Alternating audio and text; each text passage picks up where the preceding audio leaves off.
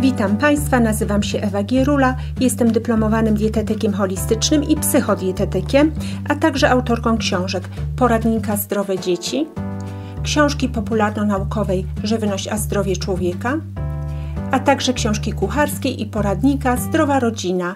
Zapraszam do mojego gabinetu dietetycznego dzieci, dorosłych i całe rodziny. Odniosę się dzisiaj do komentarza, jaki otrzymałam już jakiś czas temu, bo chyba w grudniu 2024 roku, od jednego z internautów pod moim filmem na kanale YouTube pod tytułem Pokarmy roślinne versus pokarmy odzwierzęce.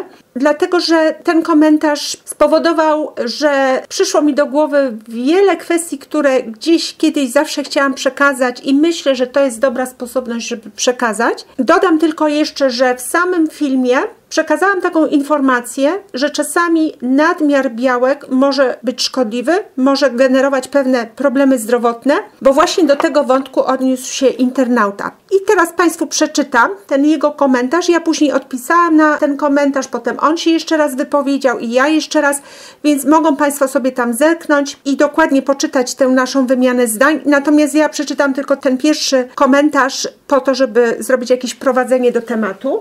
Cytuję. Bardzo łatwo o przedawkowanie białek, naprawdę, skoro norma spożycia wynosi od 1 do nawet 4 gramów w przypadku kulturystów białka na kilogram masy ciała na dobę, to rozpiętość jest ogromna. To wynika z zapotrzebowania, a nie na przykład z nietolerancji dużych ilości białka. Twierdzę, że przedawkowanie białka jest praktycznie niemożliwe. Statystyczny Polak zjada tego białka około pół grama, czyli pewnie ze 3 razy mniej niż powinien i jeszcze sporo z tego białka jest marnowane przez błonnik, a tytuł o przedawkowaniu. Koniec komentarza. I teraz moje rozwinięcie tematu.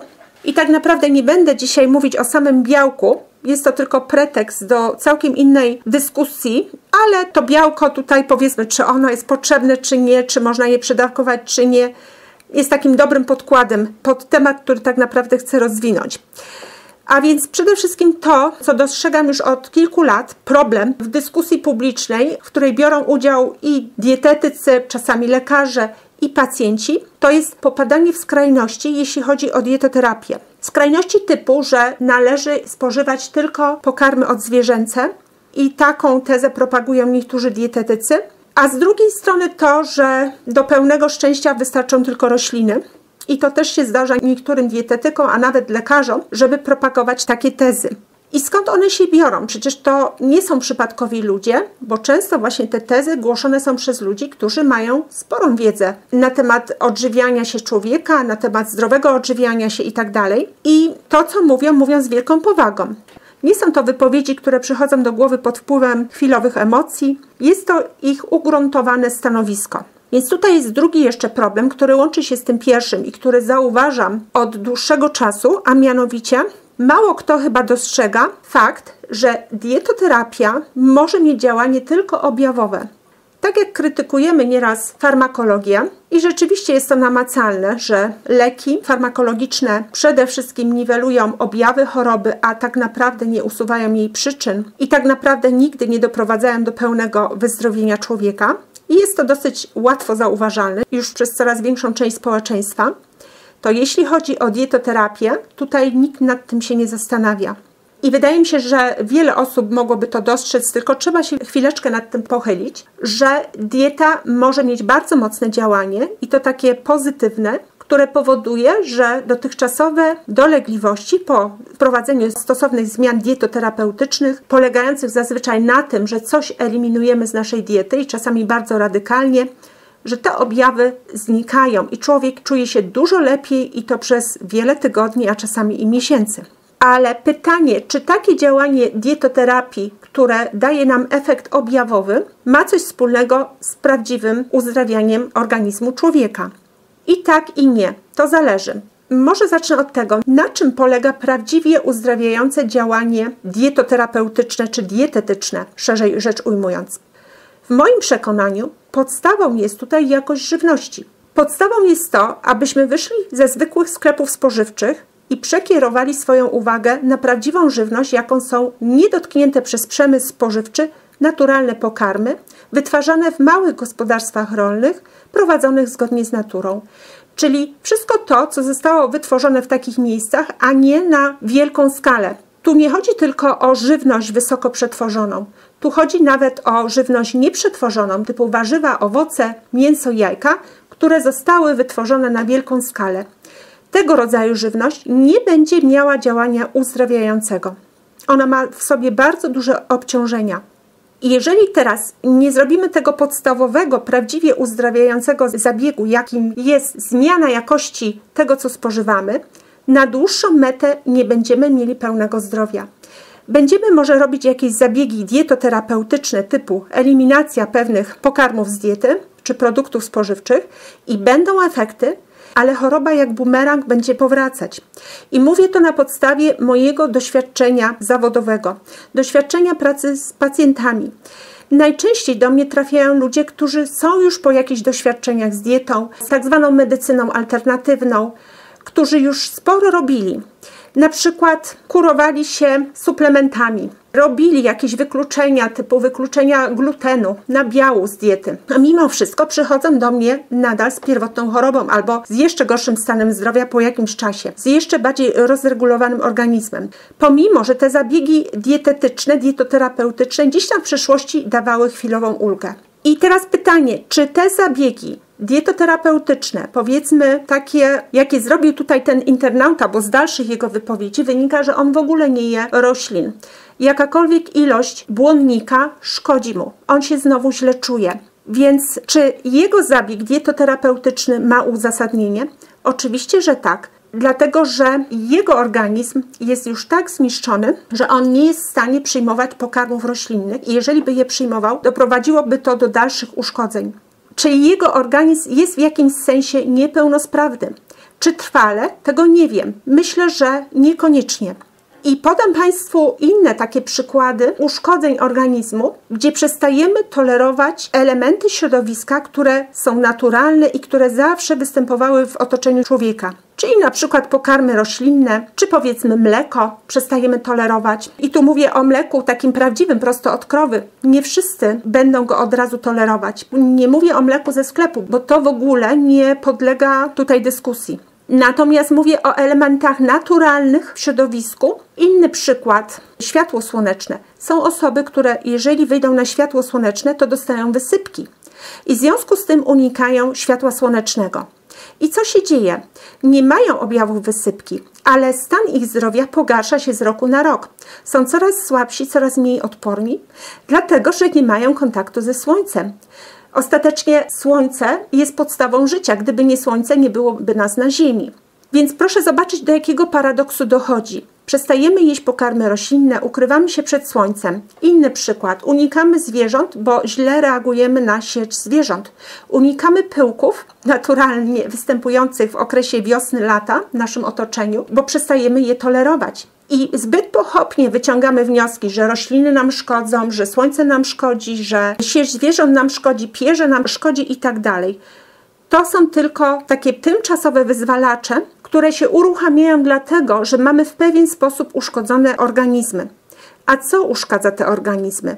Bynajmniej nie naturalne elementy środowiska, tylko te, które są nienaturalne, które pojawiają się w coraz większej ilości w naszym środowisku w związku z rozwojem cywilizacji. I to te właśnie elementy powodują takie rozregulowanie organizmu, że przestajemy tolerować to, co jest naturalne i dochodzi do takich abstrakcji. A dla mnie jest abstrakcją twierdzenie, że pokarmy roślinne szkodzą albo pokarmy odzwierzęce szkodzą. Szkodzą osobom uszkodzonym, natomiast nie szkodzą osobom zdrowym, co też wykazuje historia, fakty historyczne. Tutaj odniosę się ponownie, tak jak w wielu moich innych filmach i publikacjach, do doświadczenia podróżnika i lekarza doktora Westona Price'a z pierwszej połowy XX wieku. Ten człowiek docierał do rozmaitych społeczności ludzkich na całej kuli ziemskiej, a więc w różnych szerokościach geograficznych, nietkniętych przez cywilizację, które odżywiały się naturalną żywnością i co było charakterystyczne, ci ludzie byli doskonale zdrowi. A jedli różnie, w zależności od tego, w jakim klimacie żyli.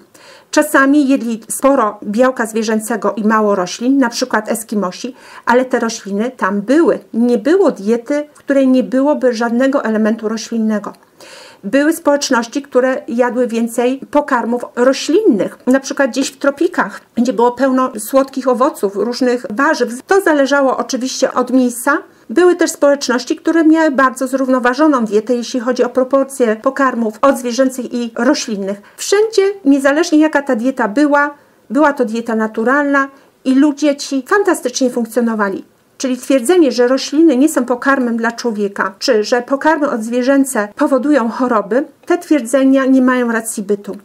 I teraz te zabiegi dietoterapeutyczne, które mają działanie objawowe, tak, czasami są potrzebne. I one mają sens, jeżeli nie tracimy z pola widzenia tego pierwszego aksjomatu, tego działania uzdrawiającego, że zaczynamy porządkować nasz jadłospis, wyrzucamy wszystko, co wytworzone na wielką skalę i wprowadzamy tam prawdziwe, naturalne, wysoko odżywcze pokarmy. To jest baza, z której startujemy. Dopiero potem dobrze jest czasami, rzeczywiście, jeżeli ktoś ma bardzo chore jelita, wyeliminować pewne pokarmy z naszej diety po to, żeby te jelita miały szansę na delikatniejszych pokarmach się zregenerować i jeżeli się zregenerują, wprowadzamy te naturalne pokarmy, które wymagają zdrowia jelit do tego, aby były dobrze strawione, więc wprowadzamy z powrotem do diety, być może w innej proporcji i przede wszystkim na zasadzie takiej, że odżywiamy się tylko pokarmami naturalnymi. I jeżeli człowiek zaczyna je tolerować i dobrze się po nich już czuje, to znaczy, że jest w pełni uleczony. Jeżeli nie, to nadal jest uszkodzony.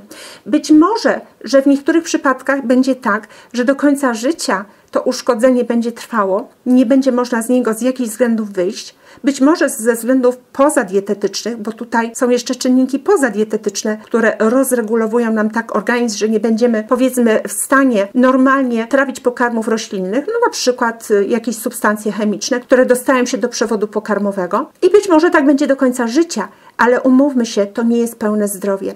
I tutaj należy uporządkować wiedzę i uporządkować całą dyskusję. Więc wracając do przykładu białka, kiedy ono służy, kiedy nie. Ono służy wtedy, kiedy spożywamy je ze smakiem i wtedy, gdy doskonale się po nim czujemy. I tylko wtedy. W organizmie zdrowo funkcjonującym powinno dojść do naturalnego przesytu białka i powinna się pojawić naturalna ochota na pokarmy roślinne w pewnym momencie. U jednego człowieka będzie to szybciej, u innego później. Czasami to ochota na pokarmy roślinne będzie minimalna i wystarczy tylko minimalna ilość tych pokarmów roślinnych, żeby znowu powrócić do białek zwierzęcych. Czasami będzie się to wiązać po prostu z kompozycją na talerzu, czyli równocześnie będziemy spożywać i pokarmy odzwierzęce i troszeczkę na przykład pokarmów roślinnych. Inna osoba będzie wolała, będzie czuła, że bardziej służy kompozycja, że będzie więcej pokarmów roślinnych, a tylko troszeczkę białkowych.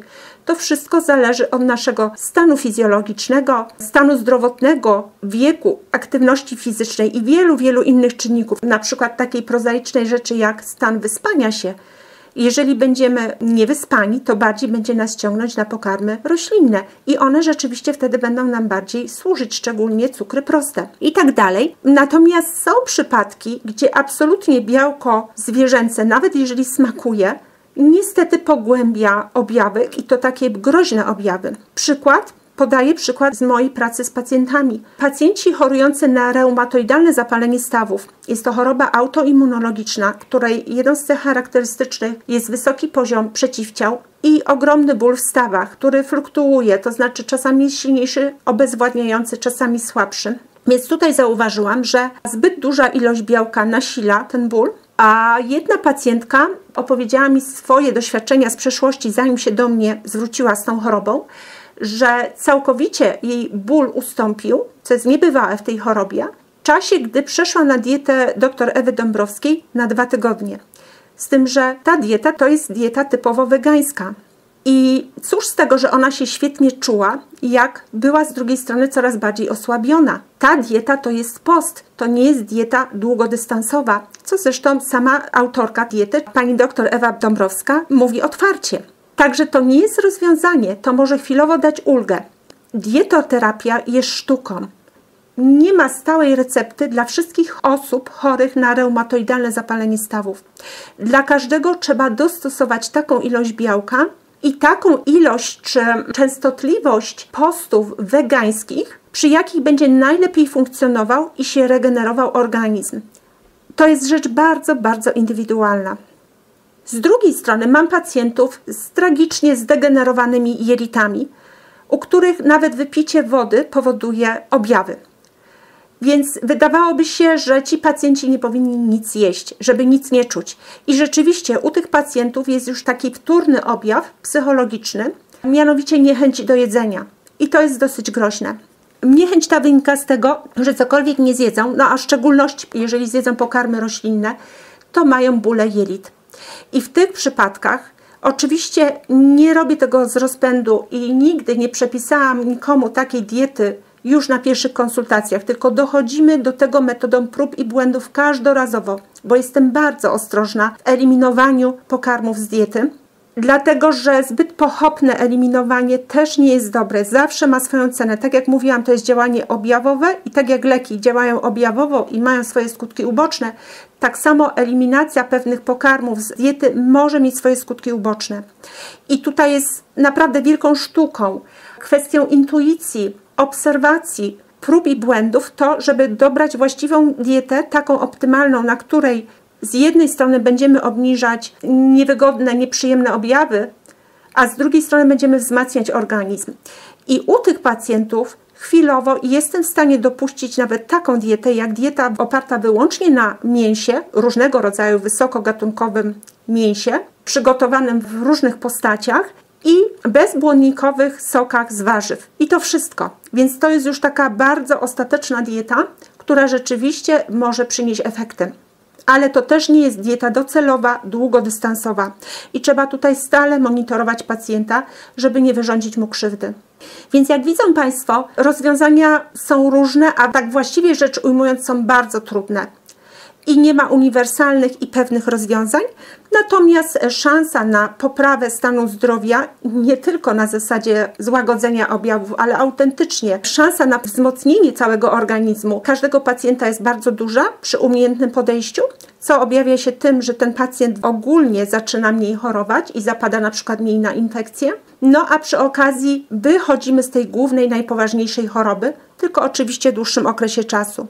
Także podałam Państwu przykłady, kiedy białko może służyć, a kiedy nie. Czyli powiedzmy w tym RZS-ie może łatwo zaszkodzić, może bardzo wzmóc ból, a w przypadku bardzo zharatanych jelit może przynieść ulgę i wtedy, kiedy na jakiś czas całkowicie wycofamy błonnik, a tutaj ten internauta mówił bardzo dużo o błonniku, całkowicie go dyskredytując, odnosząc to do siebie, bo to jest właśnie jego przypadek. On jest na diecie, z tego co pisał, wynika jedynie od zwierzęcej. I tylko wtedy się dobrze czuje. I ja go doskonale rozumiem. Natomiast nie można tego przenosić na wszystkich ludzi, szczególnie jeżeli się publicznie wypowiadamy. I widzą Państwo, jakie tutaj są skrajne przypadki. I jeszcze Państwu jedno powiem. U jednej z pacjentek, która miała takie skrajne problemy z jelitami, odchodzenie od roślin powodowało ulgę, jeśli chodzi o jelita, natomiast nasilało stan zapalny w układzie moczowym. Jeden dzień wegetariański bez błonnika powodował obniżenie stanu zapalnego w układzie moczowym.